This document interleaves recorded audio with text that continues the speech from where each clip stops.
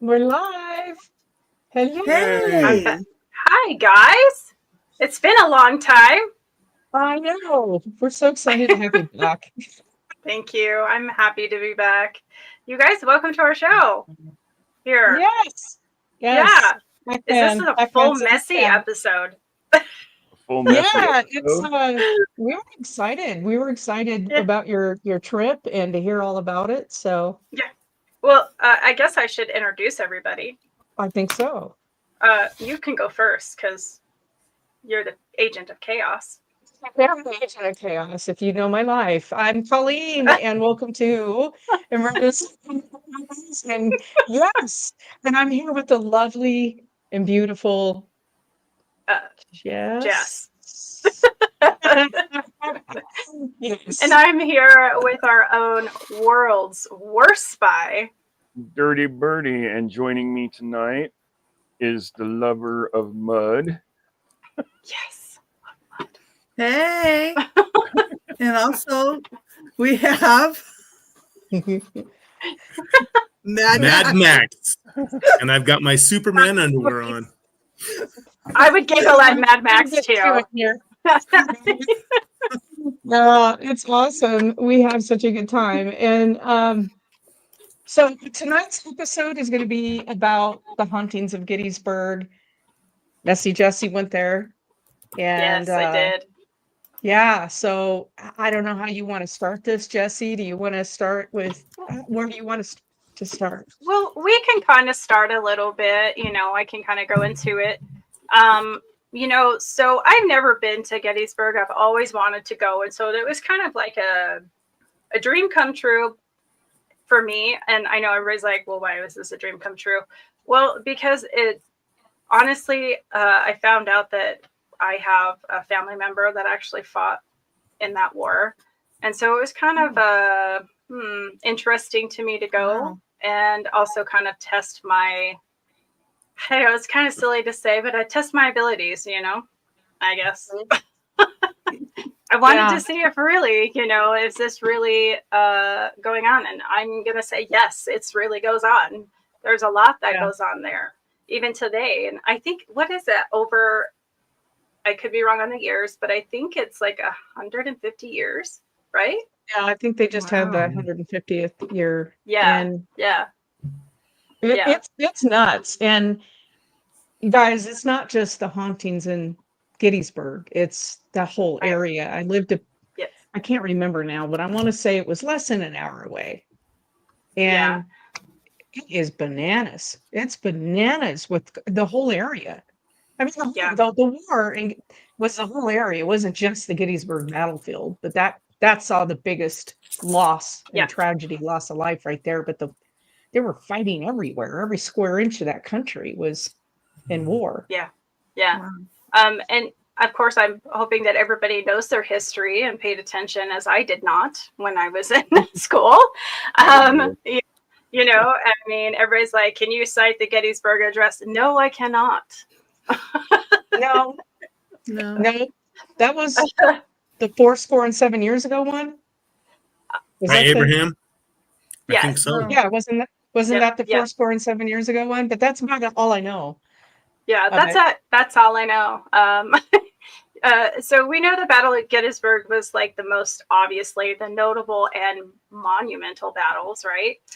Not only did it result in a withdrawal of Robert E. Lee army from the north, but it provided a massive monument in this whole area. And I'm sorry, I cannot say how big this area was, but when you go there, it's like, when you see pictures of it, you think it's like this gigantic, I mean, it is gigantic, but it's actually a really small area if you think about it. Wow. And it's like when you go to Gettysburg now is a tourist town, and I give kudos to the historical people there. They take very good care of everything. There's also the Gettysburg College there, and it is, yes, a big tourist attraction, but there's a lot of history. You don't have to be sensitive or a medium or anything like that to actually still feel the electricity in the air. It has been so many years and it still is there. Yeah. You know, I remember the park being full of lightning bugs at night, just twinkling everywhere. And it looked magical, and it almost makes you forget for a second the tragedy and the loss of life that happened there. Yeah. But it is an incredibly haunted place. Incredibly haunted place. Incredibly. And I don't know, Colleen, can you explain to us a little bit about the difference of hauntings? That, because I know there's a lot there, but yeah, a lot of people have gotten full body apparitions on film there, and if anybody who does any kind of paranormal research understands how hard it is to get an apparition on film. Apparitions, ghosts, what we call ghosts and spirits, really hard to photograph, really hard to get them on video for whatever reason. Maybe it's because they're not the full dimensional being, you know what I'm saying? They're more energy. But a lot of people there have caught apparitions of soldiers, Union and Confederate soldiers there. They've gotten tons of apparitions there. And there's also a lot of, you'll hear a lot of paranormal groups poo-poo orbs. Like, orbs.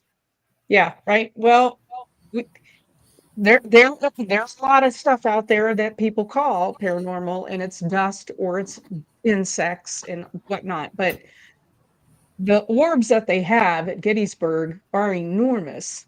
They're the size of cannonballs or bigger. They're ginormous, and they float through the trees.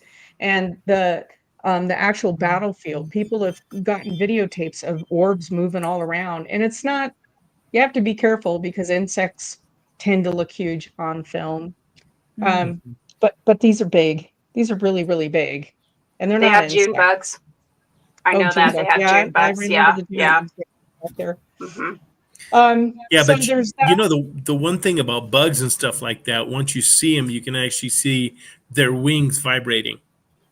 You'll actually, so orbs out there. I mean, not only, and I by no means to downplay anything like that, but the passion that those guys, they were fighting for not only honor, they were fighting for their area, their state. You had, like you talked about, you have the Irish Brigade, you had guys from the New Hampshire, you had Florida. These guys were coming up to fight because they thought that it was worth fighting and ultimately dying for. And as we talked about last time on one of our videos, some of those guys thought that they were getting out of the war, that they survived the war, and to ultimately get burned up on a boat that exploded. So those people are just so horrible. Yeah, it's crazy. I feel so bad. Yeah, it's crazy the amount. So interactivity there. Of course, a lot of people have gotten EVPs walking through the park, and a lot of the EVPs, which is the electronic voice phenomenon, it's not just voice, but it's battlefield noise. It's gunshots, it's cannon fire, it's screams of injured soldiers. Yes. That is really even people who live around the park. Years ago, I showed horses back there, and there was a friend of mine whose family grew up somewhere right around that park, and they said that occasionally in the summertime when their windows are open, they would hear that noise. Yeah. It would be very random, but they would hear it. So you have those types of activity out there quite often. And then if you're an empath at all, the feeling that you get in there, like you said, that electric feeling, that energy just doesn't want to dissipate. A lot of those guys are probably trapped there. They died such agonizing, horrible deaths that they're trapped there, and they haven't found a way to maybe go home. and or found a way to move on. And so that energy is lingering. And it's the other thing about this area in Pennsylvania is the intensity of the electric storms that they have there is unlike anything I've ever experienced anywhere I've ever lived. I'm not afraid of storms. I mean, I'm not afraid, but there were some storms that came through there that had me in the kitchen, huddled on the floor in the corner of a kitchen, hoping we'd survive it. And it was that intense. Like we were all there. There wasn't tornado, and it was the intensity of the lightning hitting everything around us. So combine that with your paranormal, and we know that paranormal activity will really amp up when you have electric storms, because that crackling in the air is fueling all that energy. We use EM pumps, right? We're giving these spirits energy to manifest. You've got bolts of electricity flying through the sky on a battlefield. That would be the great experiment, right? Set up all your thermal cameras all over that battlefield for nights when you have high intensity storms coming through there. See what you get, because I bet you get incredible stuff. Yeah, and I think they also. Oh, sorry. Go ahead. How cool would it be to like sit on the edge of a battlefield during an electrical storm and just snap photos and hope to get something on film? Oh yeah, just having an array of equipment just going. Yeah. So I will let you guys know that once dusk hits in the Gettysburg Park, you are trespassing. So wow. They do though they do have some nights for paranormal stuff.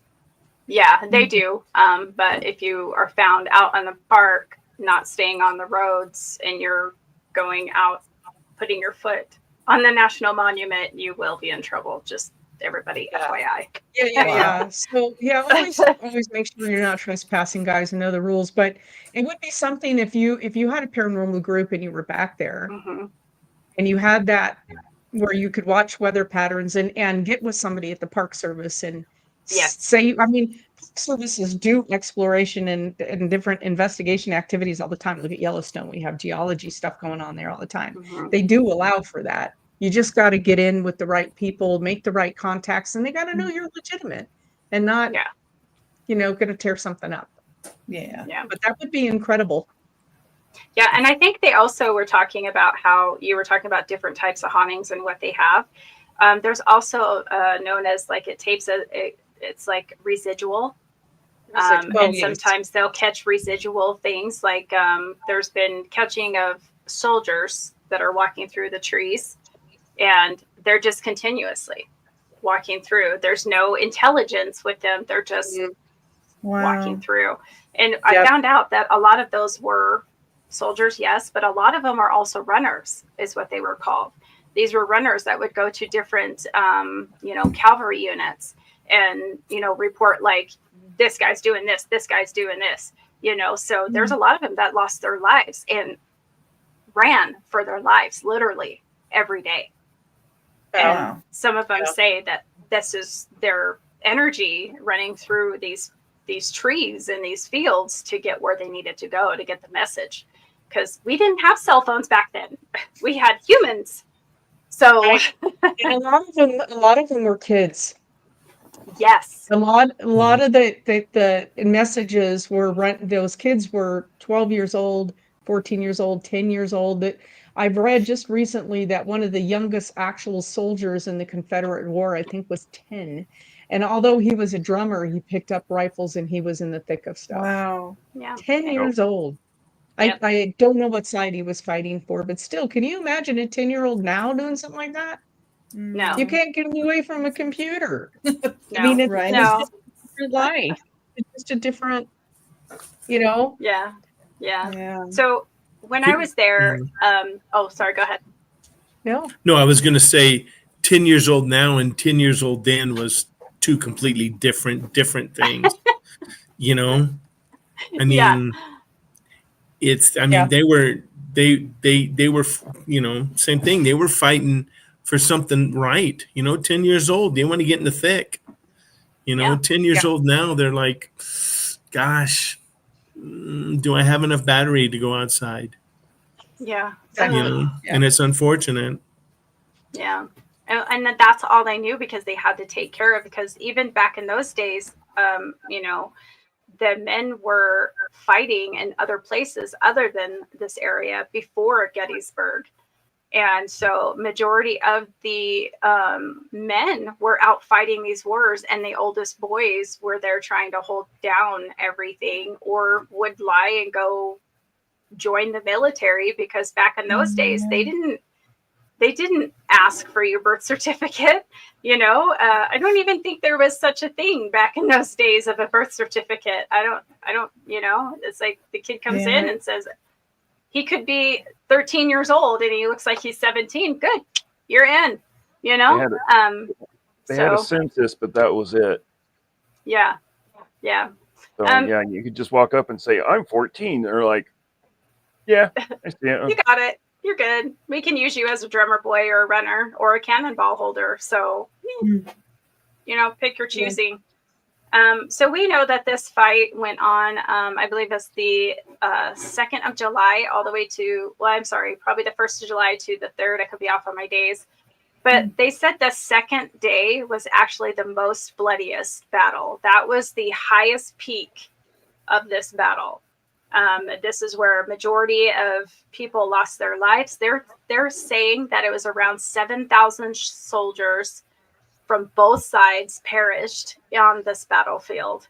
And, while the Battle of Gettysburg had such a large impact, there was also a lot of very traumatic injuries. So when they were shooting these guns, I don't know if people can look it up, but these bullets were huge. And it's not an easy gun that you have now, but it is one, like a muzzle. Is it the muzzle loader or something? And they had to use the muzzle loader. And so they had these packs of bullets that were specially made for the Civil War to injure each side. And when these bullets hit, they shattered the bones. This is not your regular today bullet. These were heavy. I held one in my hand, and let me tell you, the energy that came from that one bullet is like, I had so much going through my head. Like, I felt, it's so weird. Like, I felt like the panic, trying to get your bullet in. And even just talking about it now, just like trying to get your bullet in and trying to hurry up and shoot before this other person shot at you, and you could be shooting everywhere, or not know where you're shooting at within the trees. It's just crazy. Like, just from that one object, Wow. So yeah. And you were talking about the youngest person. I have some shows or some pictures to show you, but you were talking about the youngest person was 10. There was also a younger boy, he age of 13. His name was James Samuel Noble. And he was, he joined with his older brother Dallas, and he enlisted in 1861. Of course, no one can see that he ended up being like a younger kid. Like they thought he was older, like we talked about. And he actually survived the July 2nd battle with his brother, but he also suffered from a fractured femur. So I just wanted to throw that out. He fought in the Devil's Den, and let me show you a picture of that really fast. The Devil's Den is actually where majority of the fighting took place, because it was like a vantage point, and you'll see why when I show you the picture, because it had like a bunch of rocks, like big boulders.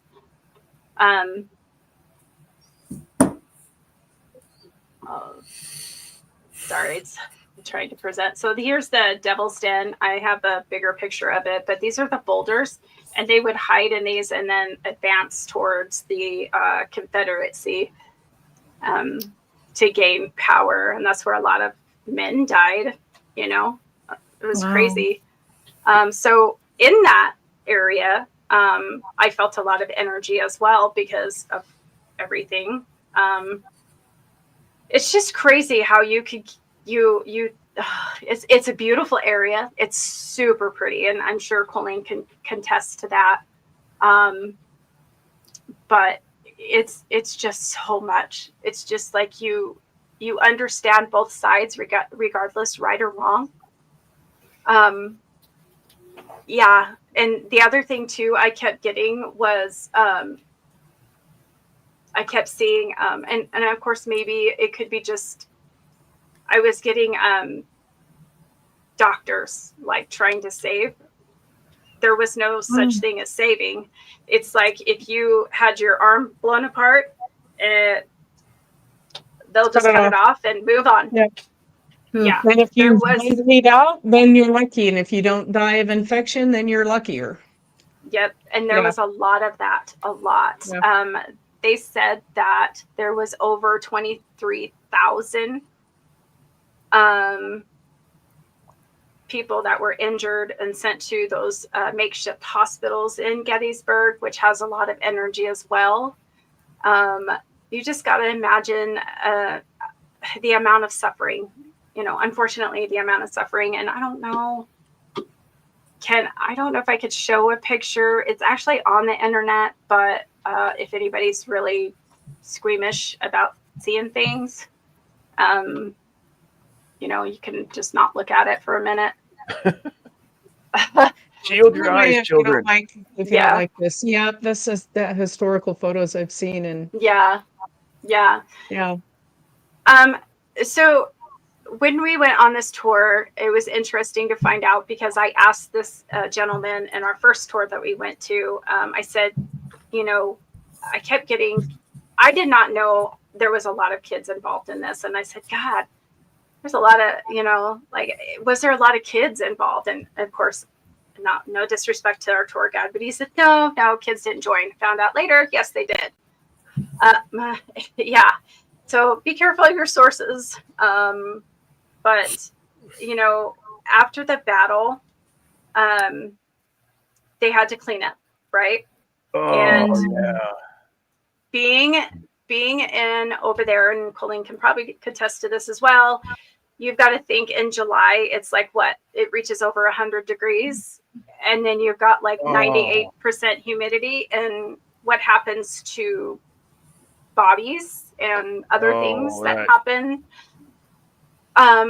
So the majority of the men who were in there were injured, couldn't do much. A lot of the other men were out still fighting around the areas of Gettysburg when it was all done. And the women had to basically clean up inside and provide food and try to take care of everybody in the hospitals. They were makeshift nurses, if that makes sense. Wow. So who was left to clean up the bodies? The kids. The children. Oof. So there was youngest as 6 years old that were out picking up body parts and bodies. Wow. They're so desensitized to it all. I mean, it's just, you do this and move on. Yeah. Yeah. And I did get a smell of death when I was there. And that's one of the,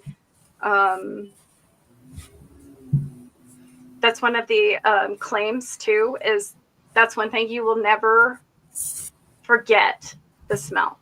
It's atrocious. I can't even imagine. I can't. Yeah. So, I mean, I grew up seeing these photos in my history books, right, in grade school, and you read it and then you move on. There's no, I don't know what I'm trying to say. I don't think it hits you, the historical aspect of this and the loss of life and everything else, until you get older. Yeah. Then you're like, oh my God, what they really did. It doesn't really sink in. So, yeah. And so we did I went to the orphanage, and the orphanage is actually the one that kind of really broke my heart. So the orphanage, if nobody knows, it's there in Gettysburg, and it is it was made after there was a soldier that was killed on the battlefield. I'm trying to get this picture removed. Sorry, guys. The top screen, isn't it? Yeah, it won't. I'll put it on something better. Anyway, here's the. I'll share. These are the kids. There was 2 kids that were basically orphans. Their father was killed on the battlefield and didn't find out that they were killed on the battlefield until there was a newspaper clipping that actually circulated, and they weren't orphans at that time. Let me just backtrack. They actually did have a mother, and the mom, back in those days, women were not allowed to have any kind of rights to their child.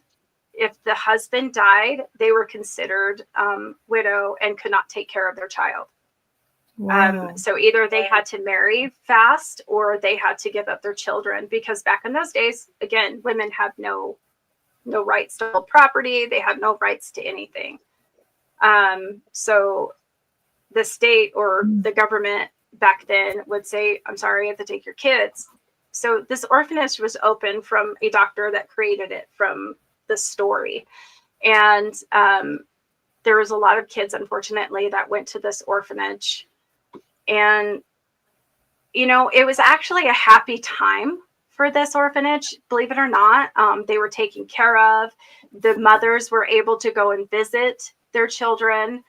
And so, yeah. And then the lady who originally was the matron for the orphanage, she moved on, basically retired. And another lady comes in. And this is where it took a dark turn. Oh, no. Yeah. So let me see. I wanted to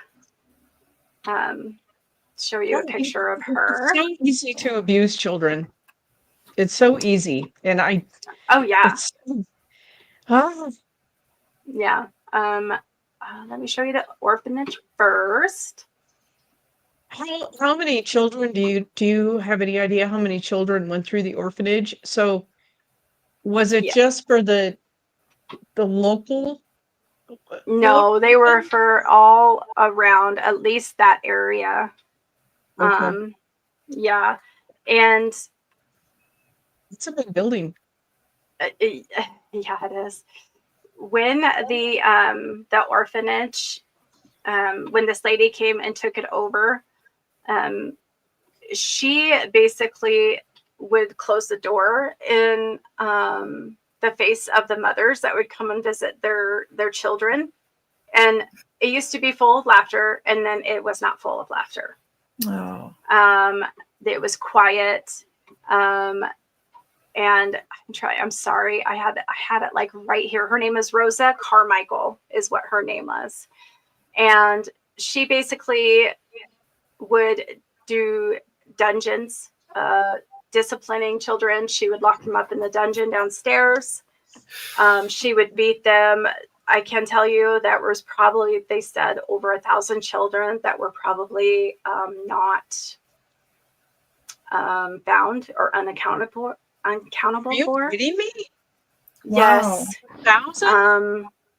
Yes, a lot. So where do you put 1,000 bodies? So what I was told was there was a lot of children, especially babies, that were tossed in a well. Yeah. And there was a lot of undocumented deaths that happened because of her abuse. Yeah. So she got caught. She basically was charged and was let go for like a misdemeanor charge and given a fine of $20, and she disappeared. Wow. They have no idea where she went, but they say that she haunts the building downstairs. There's a lot of there's a bunch of kids too. There's a lot of crying. It was deemed one of the most terrifying places by the Travel Channel. Oh my God. And even just being outside, I wanted to go in, but I did not. do that tour. Being outside is just like, you could feel it. You just sadness. Like, these kids wanted something better and lost everything that they know. And then they go in, and this person, it's like, she reminds me of Mrs. Trunchbull off of Matilda, but I think 20 times worse. So that's what she reminds me of. I'm gonna say that Trunchbull crossed with Nurse Ratched, something like that. Yeah, I don't know. I kind of like Nurse Ratched, but yeah. So you not only have all of the atrocities of war going on, but then you have the orphan children who are being abused and neglected, and it's just a terrible thing. So, like I said, the whole area around there, almost every building that's still standing, from that era was used as a hospital or a morgue. And you have, if you go to like Shepherdstown, West Virginia, I spent a week there, and every single building, like the bakery is one of the most haunted places, and it was the hospital. And then they said, I don't know that there's photographs, but they said in documents anyway, that they would do all the amputations on the second story, and it was so deep in arms and limbs and stuff being flung out the window in the alley that they couldn't get a wagon through it. I mean, that's the reality of these battles. Being how many guys died in the few days there? They said over like 7,000. 7,000. That's the deaths. Think about the guys who were wounded, and they're dragging them off the field and going into Martha's house and cutting off a leg. Yeah, I'm just gonna show you guys. So I took some really beautiful pictures, and love it back there. I miss it so much. Yeah. And then, of course, right here above the fence, this is what they call the wheat field, and a lot of stuff happened there too. I mean, it happened all over the place. And when you go there, there's markers, and these markers will tell you this is where this infantry advanced, and they'll have the markers pointed where they were going, basically. And yeah, it was it was crazy. And there was it's so much energy, and it's just so hard to talk about everything that I felt. It's really overwhelming. So this is the cemetery, and this is also the area where Lincoln gave his famous speech too, around this area. And one thing about this picture breaks my heart is this is a Civil War soldier trying to comfort his comrade. And it's just so awe-inspiring. It's just like, I got to visit Arlington National Cemetery as well. You guys, I walked in there and I just bawled. I bawled. As soon as I entered the gate. Wow. Yeah. The heaviness of those who died before us is really overwhelming when you go to these places. It's and maybe we're not supposed to remember that every day, but I wish that we all could remember that at least at some point in our life. These are basically, I can't remember what they call it. They have the small hill and then the bigger hill. And then right kind of on this other side is where the Devil's Den is. And so that's where a lot of that too. This is where a majority of the soldiers died. So it was just, it's so much. Like you can't just... Round Top Mountain? That's what it is. I couldn't remember if it's Little Round and Big Round is what they call it. I think there might be, Little Round and Round Top. Little Round and Round Top. Yep. Yeah. And so if you go, I mean, it's worth it, because I just love this kind of, I love history, and just spending time on Google Map or Google Earth and looking at the map, how they have everything mapped up, because they show you where the different infantries were staged, and yeah, it's pretty. Yes. Look at that. Yes. It's beautiful. Yeah, and you can do like a tour with your car, or you can do what I did. I did the early morning carriage ride with the horses, just because I love horses. Wow. And it was really worth it. And then the ghost tour. So it's just so much energy. Did they do that at night? They do. Okay. There's a lot of ghost tours. So basically do your homework when you go there to see which one you want to do. The one that I had was okay. She was very nice lady, very knowledgeable. I was just disappointed. I was expecting to go into the buildings. And that just wasn't so, and rightly so. You know, people own them now. Well, so do any of the tours get to go in the buildings, or is it because it's locked up at night? There is one tour. They were able to go in the orphanage because I really wanted to go in there. But I didn't get that one, so it was okay. Yeah. And then the Jenny Wade house, that area also, I actually tapped into Jenny Wade. She's very particular on how she wants to be called. Everybody knows her as Jenny Wade, but it's different. It's Virginia Wade. I think she was Virginia Smith Wade or something like that, if I can remember right. A lot of the building, it was weird because the lady said that the original building is not there. Like this is kind of a replica that was built after. But whether that's true or not, I don't, it's in the same area, but there's a lot of course, things that have been replaced. So, but you can do a tour of it. I'm looking online, Jess, and there's bullet holes in that. Yes, there is bullet holes. I'm just saying that some of the original building is not there. There's a lot of yeah. But the facade or not the facade. It's the brick building itself. If you look at it, there's huge bullet holes in there. Big rounds. Yes. That's why I said the rounds, like the bullets they used, was huge. Like they were heavy. It was just crazy. It was a big bullet. I don't think I would have survived. There's no way. Yeah. So I don't know. Are we allowed to share like a photo from Google Maps that somebody posted publicly?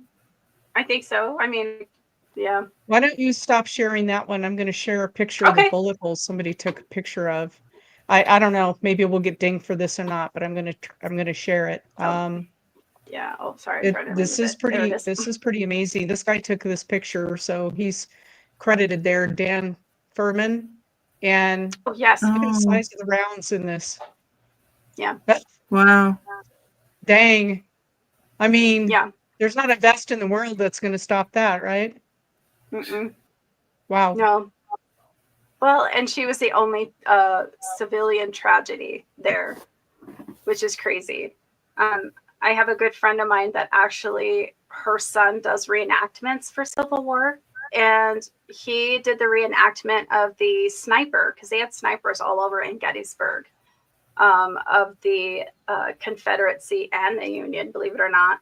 And he was the Confederate sniper reenacted of the one who actually shot the gun that hit Jenny Wade.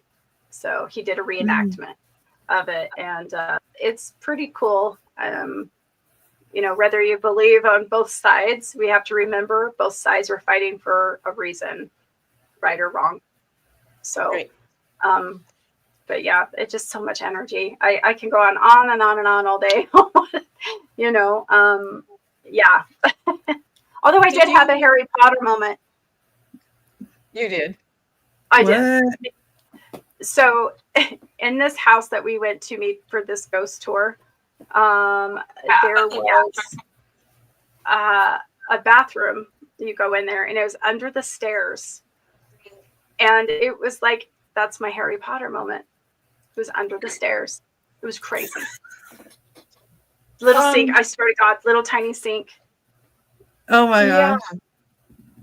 Yeah, I mean, lavatories weren't really a thing back then. They probably added it where they could. Yeah. Space was a Yeah. premium, so under the stairs it went, right? Yeah. Well, the parlor was more important. Right. Did you have any encounters in the park that you thought was the dead? I mean, as far I know that you were feeling and you were sensing and a lot of stuff, but did you see anything that you can't explain? You know, I guess you could say that it's a kind of disappointing to me. I couldn't really, because of so much energy, I couldn't really have my experience that I wanted. I will say I did have a moment in the cemetery there. You know, I don't have to see things all the time. But definitely my experience was more emotional and more seeing of like tragic events. And then of course the smells. But for me to have an experience and see an actual ghost in front of me, I did not. Yeah. So Yeah, I think a lot of it, again, I think a lot of it more is residual. And if I had a chance to go at night, I think I would have had better luck, because that seems to be the time that they come out. There's a lot of people that go through that park, you know, so, you know. Yeah, the park is really quite large. It's smaller than you think, than in your mind. You think it's just like the size of a state. But it is quite large. It is quite large. But walking is really something to go on and just go out and walk through the different battlefields. It's something. And there are a lot of Facebook groups where people post Ghost of Gettysburg, I think is one of them. And people post a lot of the photos that they take while they're there. But a lot of them, you got to wonder, like, there's so many people there during the day that are they actually just using a really bad camera, and those are really live people, trees, you know? But some of them you can't explain it. And there's that translucence to them. Yeah. And they're not modern looking. They look like they probably have a uniform on. And that's telling. But even time frame, that era of clothing, you can see a lot of apparitions with the clothing you would expect of that era. So well, and you also get smells too. Like, I know I mentioned smells, but you know, you can get you know, like Sophie Peckman just said, probably gunpowder too. Absolutely, there is gunpowder, you know, and you do hear the screams. You know, in my mind's eye, you know, I could definitely hear them. You know, I can hear them. I can hear the shots. I can, you know, see in my mind, like the whole thing with the, you know, the doctor thing, and that's blood. I smelled blood too. So it was, and that's when the doctor's things come up. And, you know, I mean, there's a lot. It's so much. It's definitely, that's all I can say. I can say it's overwhelming. It could be overwhelming. Yeah. And I think that's what it was. It was super overwhelming that I couldn't focus on one thing, you know? So, but they talk about, they talk about families, and people would take picnic lunches out to watch the battles. Yes. And me and Bertie have talked about that. You know, they would those people would go out and take pictures. The still pictures. You know, the pictures you showed a little while ago. You know, they were right in the midst of the fight, and these guys were taking pictures with those big old cameras. Oh yeah. You know, and there was a couple instances where the battle ground split a house in half, and the north was on one side of the house and the south was on the other side of the house, and it was pretty interesting that I can't remember if anybody in that house got hurt or not. I can't remember if they did or not, but it's they say that was the biggest war that shed the most blood on U.S. on U.S. Ground. Yes. You know, and they talked about there's just all kinds of interesting stuff that goes on there. Yeah. You know, you talked about. I've heard. Unfortunately, I haven't been yet, but you know, you talk about the ghosts coming out at night. I wonder if they're not there just all the time. It's just that we act with them more or see them more in the evening. You know, they were not allowed to fight. Once the sun went down, they did not fight. No, they were actually friends, believe it or not. Yeah. They were actually playing ball, is what they said. There was like a kind of like football, or I don't know what kind of ball they were playing, but they were throwing it back and forth. They were actually talking like they were friends, which is bizarre to me that, they were fighting for something, but yet at night they're like, hey, what'd you think about today? Right. That war split a lot of families apart because you'd have some members of the family going Union, some of them going Confederate. And I wonder, I'm sure there were a lot of brothers that met on the battlefield. Oh, yes. Yeah. And God, how tragic is that, Yeah. Yeah. I mean, it came really close to splitting our country in half. So absolutely.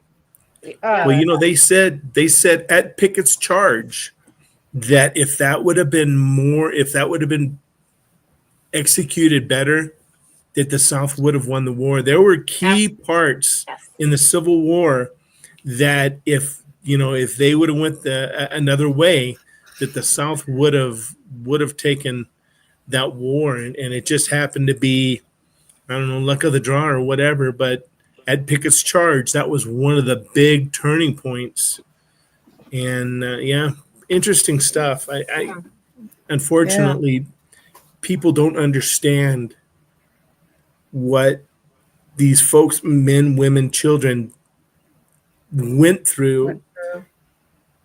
Yeah. I wish I could remember the term. There's an actual term in history and in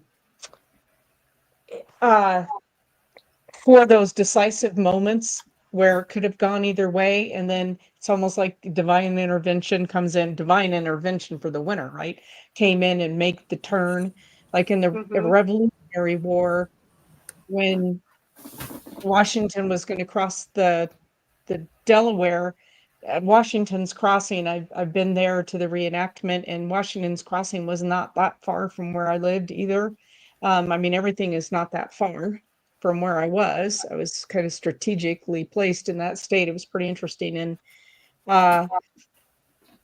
if he hadn't been able to cross the Delaware where he crossed it, the battle may not have been won, and we may have lost the Revolutionary War. But if not for the fact that the Prussian soldiers who were there, siding with the British, were all drunk. They got hammered. And when the crossing was going on and all of our soldiers America's soldiers are going across the river, the Prussians are all drunk. And I mean, it was like a turning point. That was a big turning point. And it's just these little moments that didn't happen or did happen that turn everything. Isn't that crazy? Yeah. It is. I'm just like, it's almost like not preordained, but like, okay, we're going to give you this, like you said, divine intervention or, intuition or whatever you want to say. And something made them, it's like, no one knows, but it's crazy. I will tell you guys too, that everybody thinks that females did not fight in this war. There was actually female soldiers that did fight on both sides of this battle. Yes, they did. And I found that very interesting. So go females. Because they did lie and say they were men. Exactly. But I think that takes a lot of guts for a female to lie and go in and fight for something they truly believed in themselves. A lot of doctors were like surprised when they had to go and operate on a shot female because they didn't know. Oh yeah. And so I wanted to bring up a little bit about the Irish Brigade because when Jessy got to the park, she sent me the picture right off the bat of the monument. Do you still have that picture, Jess? I do, but it did not send it to me. It's on my phone, but I can send it. Okay, so it's this was an infantry brigade, and it was predominantly Irish Americans who served in the Union Army in the Civil War, and the designation of the 1st Regiment in the brigade. So they were considered the Fighting 69th. They were the part of the 69th New York Infantry. That continued in later wars, and they were known for their okay, I can't say it because it's Gaelic, but I think it's Ba and Balak. Balabach. Yeah, I think so. I think we talked about that charge. Yeah, in a past episode. It's clear the way, and they would scream it, and it's kind of like, you know what it reminds me of? I think it's a soccer or something like that, where they have those guys that are like the Hawaiian, they do some kind of like crazy dance. Oh yeah.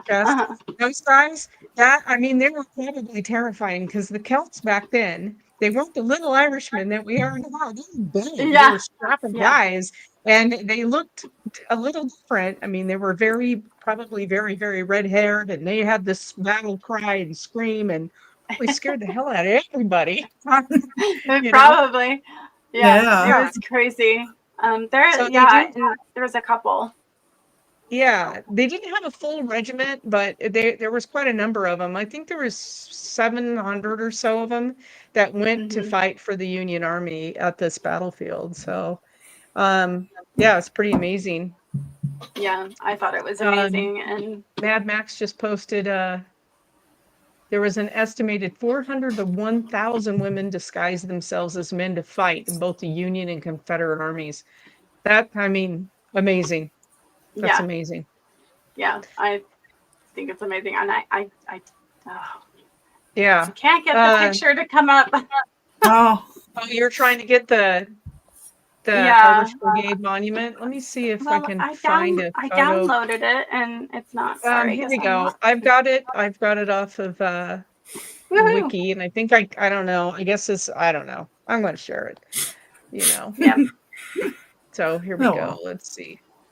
Here's the monument marker. Oh yeah. Yeah. It's something. I guess a dog there. So I think the dog symbolizes like loyalty. Yeah. Right? Yeah. So, pretty cool. Very cool stuff.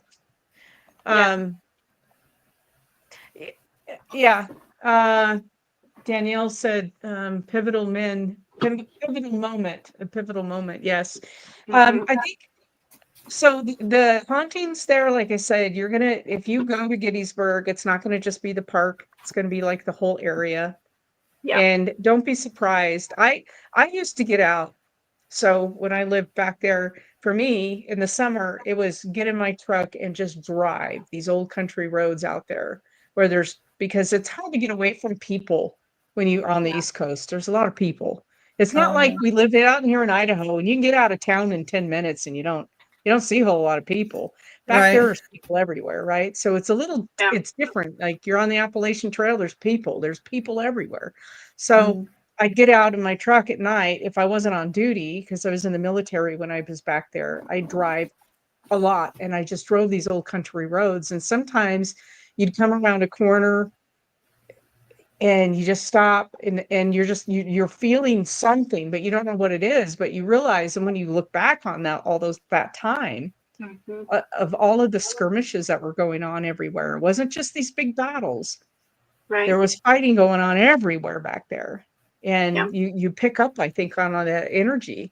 It's there everywhere. Wow. Yeah. And sometimes it's It's overwhelming. You can go to a pub over there. You go to a little pub in some of these little towns, and you talk about, we think things are old when they're built at 1900 up here, right? Well, those places they were built, some of them in the early like 1700s or the late 1600s, some of them.